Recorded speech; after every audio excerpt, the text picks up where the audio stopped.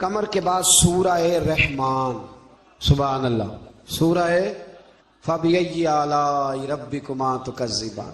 اچھا کبھی کبھی نا انسان بیٹھتا ہے نا کچھ چیزوں کو دیکھنے کے لیے تو ان کا دیکھنا ہی بڑا مزہ دیتا ہے۔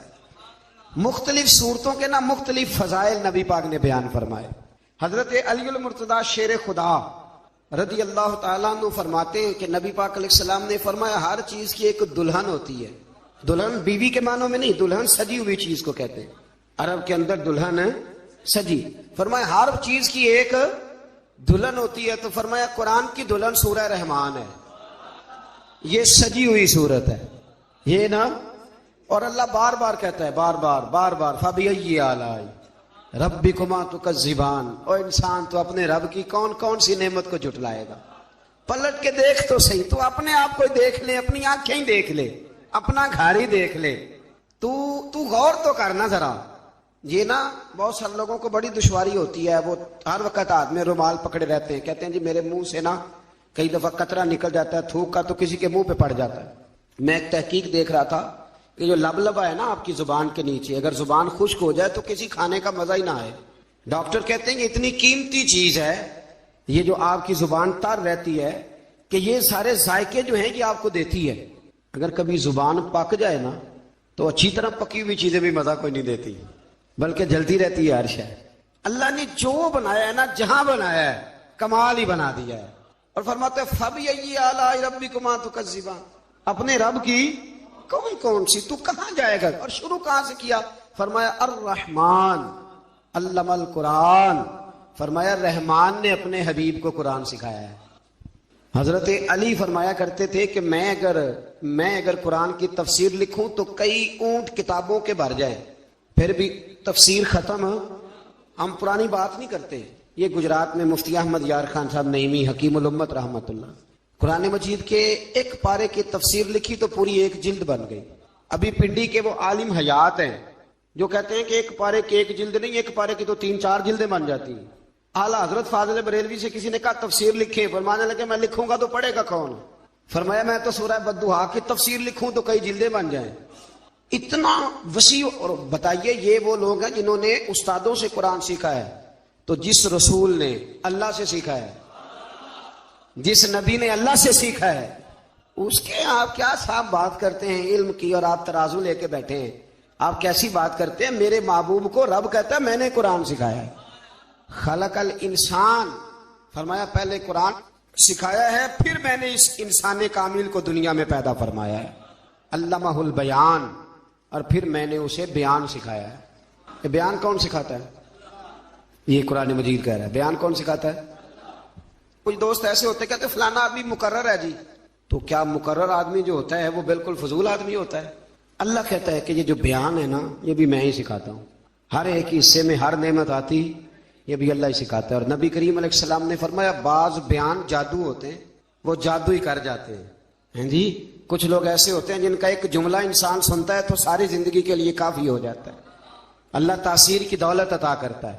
پھر بڑی ساری باتیں رب کریم نے ارشاد فرمائیں، فرمایا علمہ البیان الشمس والقمر بحسبان، سورج اور چاند حساب کے پابند ہیں، والنجم والشجر یسجدان، آسمان کے تارے اور زمین کے درخت اسی کے سامنے سجدہ کیے ہوئے ہیں، والسماء رفعها ووضع الميزان، آسمان اسی نے بلند کیا ہے اور میزان عدل بھی اسی نے قائم کیا ہے، اللہ تطغوا فی المیزان، تاکہ تم تولنے میں زیادتی نہ کرو، وَأَقِیمُوا الْوَزْنَ بالقسط ولا تخسر المیزان، اور فرمایا اس طرح کرو کہ وزن کو ٹھیک رکھو انصاف کے ساتھ اور تول کو کم نہ کرو۔ پھر بڑی ساری باتیں ارشاد فرمانے کے بعد فرمایا والحب ذو العصف والریحان، اناج میں جو بھوسا والا ہے اور خوشبودار پھول سارے کس نے پیدا کیے؟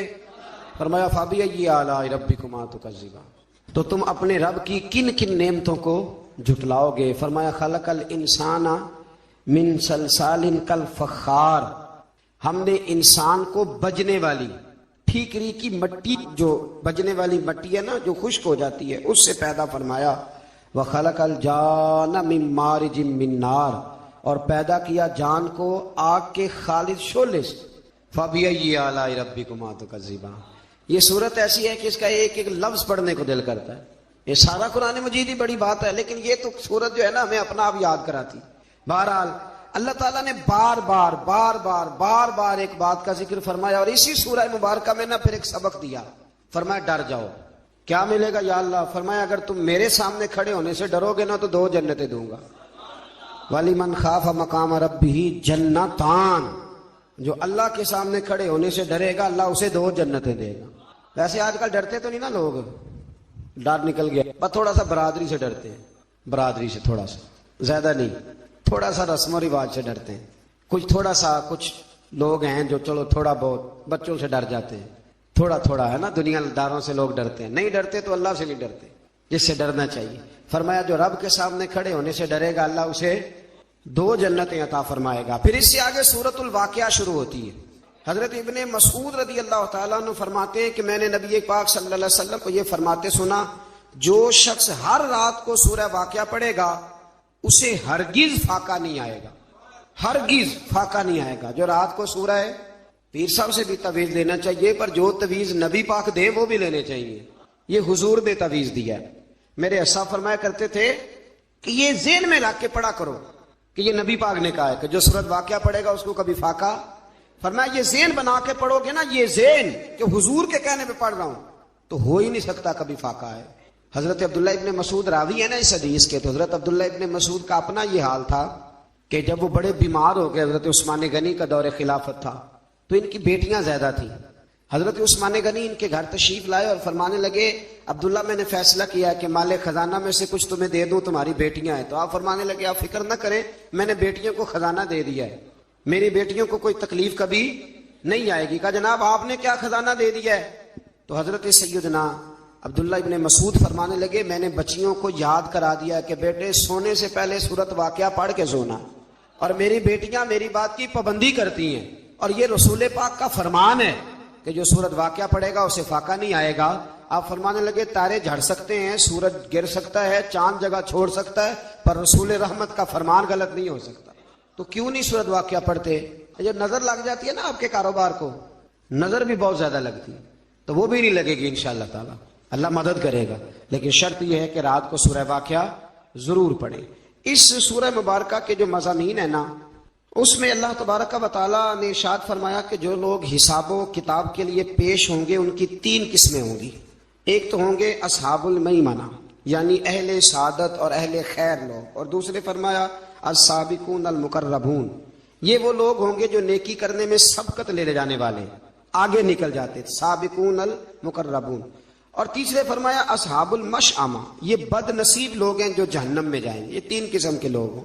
دعا فرمائے اللہ ہمیں ان میں بنا دے جو نیکی لے جانے میں سبقت کرتے ہیں، جو سب سے آگے بڑھ کے جب تک 50 لوگ نیکی نہ کر لیں، ہم نیکی بھی نہیں کرتے.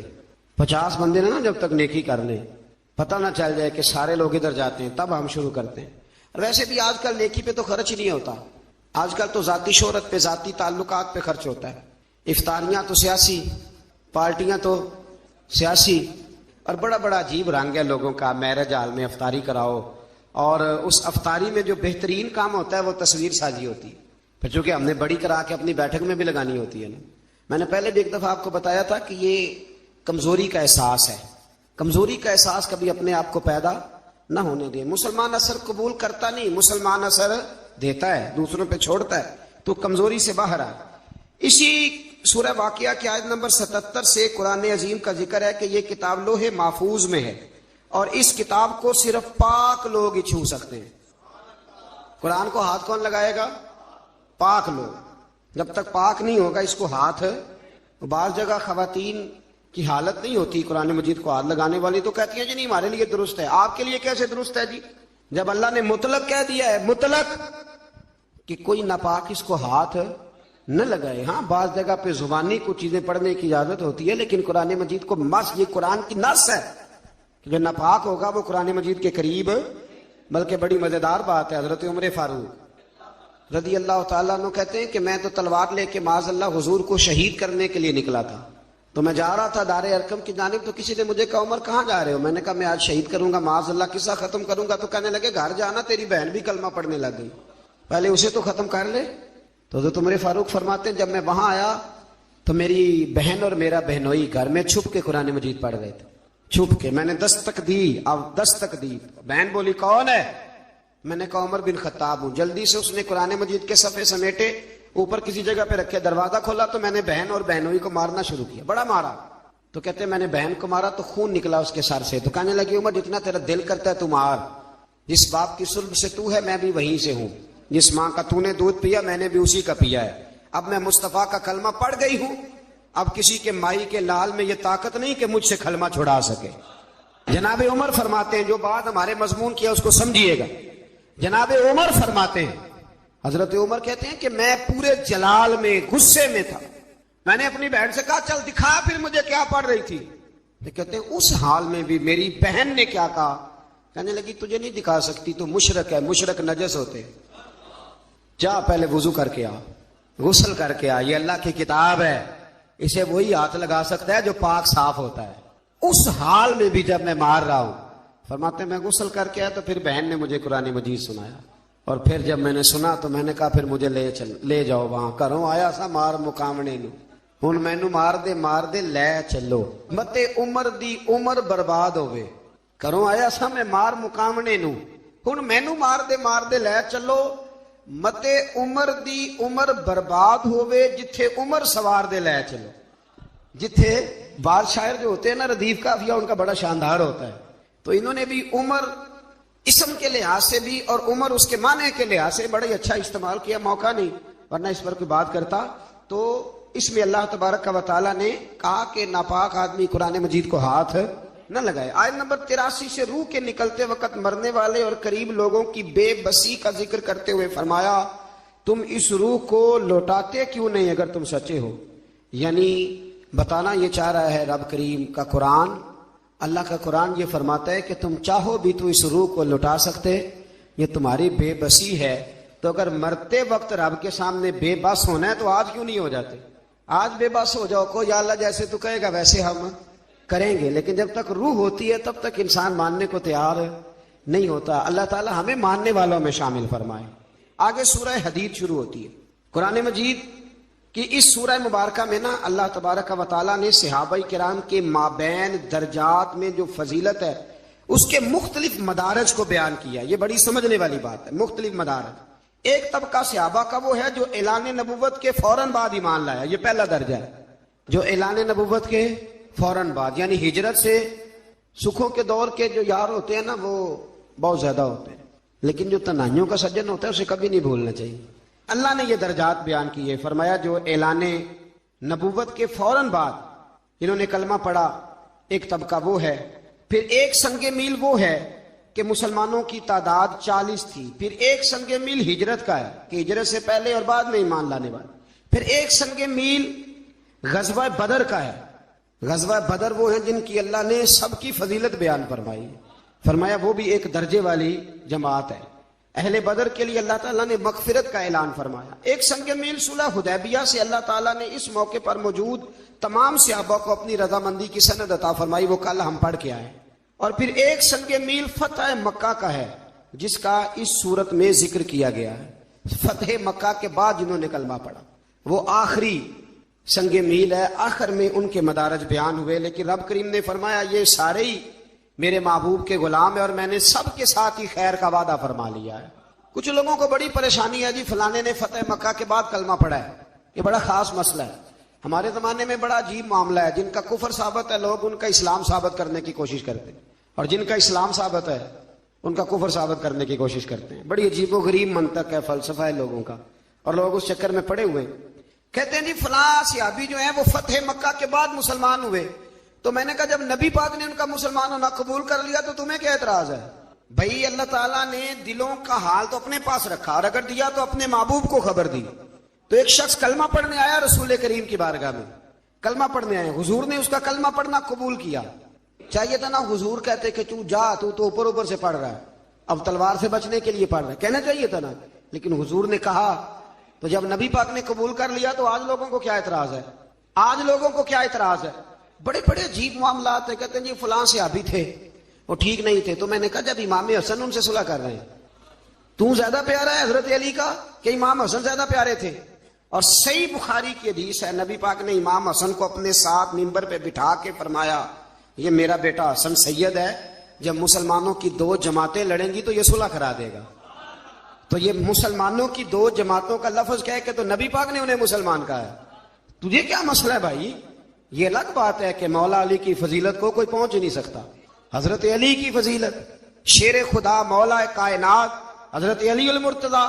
ایک غیر مسلم نے نا حضرت علی کے چند اقوال پڑھ لیے، چند اقوال، وہ تحقیق کر رہا تھا زمین و آسمان پہ، تو کسی نے اس کو کہا کہ حضرت علی کے کچھ قول پڑھو، پڑھ لیے تو کہا تیرا تبصرہ کیا؟ کہنے لگا میرا تبصرہ یہ ہے، غیر مسلم تھا نا تو اپنے لفظوں میں کہہ گیا، کہنے لگا یہاں تو یہ وہ شخص ہے جس نے زمین و آسمان بنائے ہیں، یا کم از کم وہ ہے جس کے سامنے بنائے گئے ہیں، اتنی بات ضرورت۔ انہوں نے کہا نہیں، وہ تو بنانے والا رب ہے، اور یہ جس کے اقوال ہم تمہیں پڑھا رہے ہیں یہ تو مولا علی شیر خدا ہے، ان کی عظمت کا کوئی مقابلہ کر سکتا، ان کی شان کا کوئی مقابلہ کر سکتا؟ لیکن یہ ہے کہ میں کون ہوتا ہوں یہ ترازو پکڑ لوں میں اٹھ کے، میں؟ اور ہم تو اتنی، آپ یقین کریں، اتنی ضرورت بھی نہیں کرتے کہ آئمہ کا اختلاف بیان کریں۔ میں تو امام اعظم اور امام شافعی کے اختلاف میں پڑھنے کا بھی قائل نہیں، امام مالک اور امام احمد بن حنبل کے اختلاف میں پڑھنے کا بھی قائل نہیں۔ تو مہربانی فرمائیں آپ ان چیزوں سے نکلیں، اور بڑی جلدی لوگ کانوں میں باتیں کرتے ہیں، ایسے ہو گیا جی ویسے ہو گیا۔ آپ مہربانی فرمائیں، یہ ظلم ہے۔ فتح مکہ کے بعد جس نے کلمہ پڑھا میرے نبی نے اس کا کلمہ قبول فرمایا ہے۔ قرآن نے کہا کہ ان سب کے ساتھ اللہ نے حسن سلوک کا وعدہ فرما لیا ہے، لہذا کوئی کسی صحابی کے بارے میں کوئی بات، صحابی کے بارے میں کوئی بات، اس لیے کہ ہم صحابہ کو نبی پاک کے صحابی مانتے ہیں، نبی پاک کے صحابی۔ تو آپ یہ سمجھ لیں کہ ان کو نسبت میرے رسول پاک کی حاصل ہے۔ اللہ تعالیٰ سب کی عزت اور سب کی قدر کرنے کی توفیق عطا فرمائے، سبحان اللہ۔ آگے آیت نمبر 12 میں فرمایا کہ میدان حشر میں مومنین اور مومنات کی انوکھی شان ہوگی۔ حشر کے دن مومنوں کی اور مومنات کی شان دوسروں سے الگ ہوگی، امتیازی ہوگی۔ کیا شان ہوگی؟ فرمایا اور ان کا نور ان کے سامنے اور ان کے دائیں جانب ذو فشاں ہوگا، اور انہیں جنت کی بشارت دی جائے گی۔ آگے بھی نور ہوگا، پیچھے بھی نور ہوگا، دائیں بھی اور بائیں بھی۔ کس کو؟ نبی پاک کی بات نہیں ہو رہی، مومنوں کی ہو رہی ہے۔ تو جب ان کے ماننے والوں کو اللہ نور عطا فرمائے گا تو پھر محبوب کو نور کامل کیوں نہیں مانتے؟ یہ قرآن مجید کی آیت نمبر 12 نا، ذرا پڑھیے گا، سورہ حدید کی آیت نمبر 12، کہ قیامت کے دن اللہ مومنوں کے آگے پیچھے دائیں بائیں نور ہی نور کر دے گا۔ میرے رسول کریم علیہ الصلوۃ والسلام سے لوگوں نے کہا یا رسول اللہ آپ اپنی امت کو کیسے پہچانیں گے؟ تو حضور نے فرمایا جس جگہ وضو کا پانی لگتا رہا نا وہ قیامت کے دن چمکیں گے سارے جسم کے حصے، تو امتی دور سے آئیں گے تو میں پہچان لوں گا۔ اور پھر حضور نے فرمایا میرے کچھ ایسے غلام ہوں گے کہ جن کے چہرے 14ویں کے چاند کی طرح چمکیں گے۔ نبی پوچھیں گے کہ یہ کس امت کے نبی ہیں؟ تو فرمایا جائے گا نہیں نبی نہیں، یہ مصطفیٰ کریم کی امت کے ولی ہیں۔ اور پھر وہاں حضور نے یہ آیت پڑھی الا ان اولیاء اللہ لا خوف علیہم ولا ہم یحزنون۔ پھر اسی سورہ مبارکہ کی آیت نمبر 16 میں فرمایا کیا ابھی ایمان والوں کے لیے وہ وقت نہیں آیا کہ ان کے دل اللہ کے ذکر سے ڈر جائیں اور حق کے لیے نرم ہو جائیں؟ کب وہ وقت آئے گا؟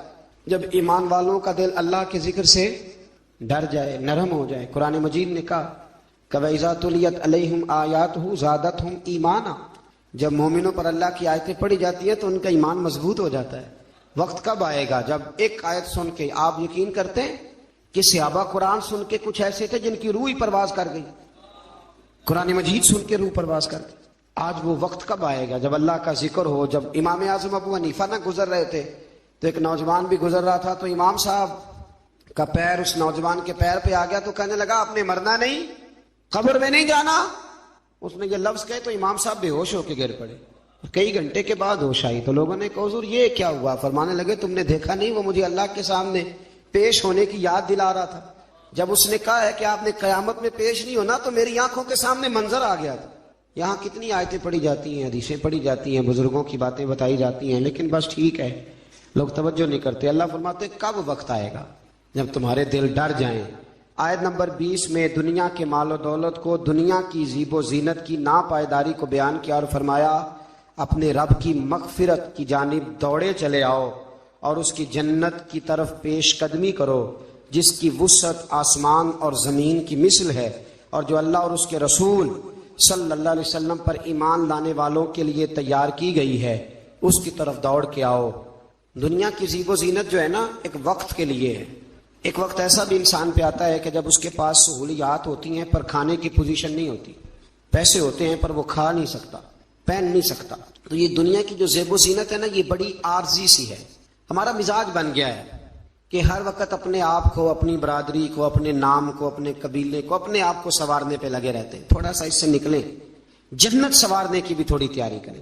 آپ یقین کریں اس تیزی کے ساتھ لوگ دنیا سے جاتے ہیں، اس تیزی کے ساتھ کہ 2 4 5 دن تذکرہ ہوتا ہو فلانے کا جوان بیٹا چلا گیا، پھر اس کے بعد تو دنیا خوابوں خیالوں میں رہ جاتی ہے اور اپنے بھی آہستہ آہستہ بدل جاتے ہیں. اللہ فرماتے ہیں نہ اتنا دوڑ، اتنا نہ دوڑ دنیا کے پیچھے. کچھ زندگی میں اوقات مخصوص کر دیں، کچھ پیسہ مخصوص کر دیں، کچھ لمحے مخصوص کر دیں جس میں صرف حصول جنت کے لیے، اللہ کی رضا کے لیے، اس کی بارگاہ کی حاضری کے لیے ہم شب و روز کوشش کریں.